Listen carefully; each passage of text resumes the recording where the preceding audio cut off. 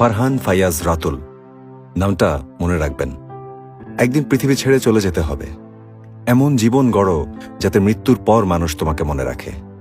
নিজের ফেসবুক বায়োতে লেখা এই কাজটা ঠিকই করতে পেরেছে ফারহান ফায়াজ। ঢাকা রেসিডেন্সিয়াল মডেল কলেজের ইন্টার ফার্স্ট ইয়ারের স্টুডেন্ট ফারহান ছোট থেকেই প্রচণ্ড বুদ্ধিমান। কলেজে থাকতেই বিশ্ববিদ্যালয়ের বই পড়ে। টেবিল জুড়ে সাজানো আছে ফিজিক্সের বিভিন্ন লেখকদের বই। বড় হয়ে পদার্থবিদ হতে চায়। ফান্ডামেন্টাল ফিজিক্স নিয়ে পড়াশোনার জন্য বিদেশ যাওয়ারও ইচ্ছা আছে তার। কিছুদিন আগেই জন্মদিন ছিল। বন্ধুদের নিয়ে লং ড্রাইভে যেতে চেয়েছিল সে। বাবা পারমিশনও দিয়েছিলেন, কিন্তু যাওয়া আর হয়নি। ফারহানকে ছাড়াই জন্মদিন পালন করেছে তার পরিবার। জুলাই মাস, দলে দলে সবাই আন্দোলনে যোগ দিচ্ছে। ফারহান আর তার বন্ধু ওয়াসিমও যোগ দেয়। এমনকি ফারহান তার বোনকেও বলে আন্দোলনে যেতে। 18 জুলাই বন্ধু ওয়াসিমকে নিয়ে ফারহান আন্দোলনে যোগ দিতে ধানমন্ডি যায়। হুট করে পুলিশ আর সশস্ত্র ক্যাডারদের ধাওয়া পাল্টা ধাওয়ার মাঝে পড়ে যায় তারা।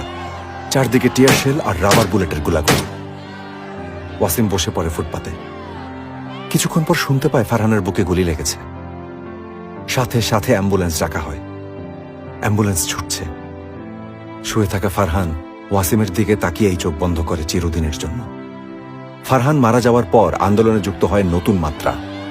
কোটা আন্দোলন রূপ নেয় বৈষম্য বিরোধী ছাত্র আন্দোলনে। মারা যাওয়ার পরও ফারহান রাজপথে থাকার অনুপ্রেরণা জুগিয়েছে কোটি কোটি মানুষকে। ফারহানদের আত্মত্যাগেই স্বৈরাচার মুক্ত হয়েছে দেশ। বৃষ্টিতে ভিজতে না পারা, বাসেও চড়তে না পারা ছেলে ছিল ফারহান ফায়াজ। আর আজ সে আমাদের সবার সাহসের কারণ। ফারহান ফায়াজ, শহীদ ফারহান ফায়াজ নামটা মনে রাখবেন। মনে রাখবেন জুলাই বিপ্লবে নিহত এমন সকল শহীদদের।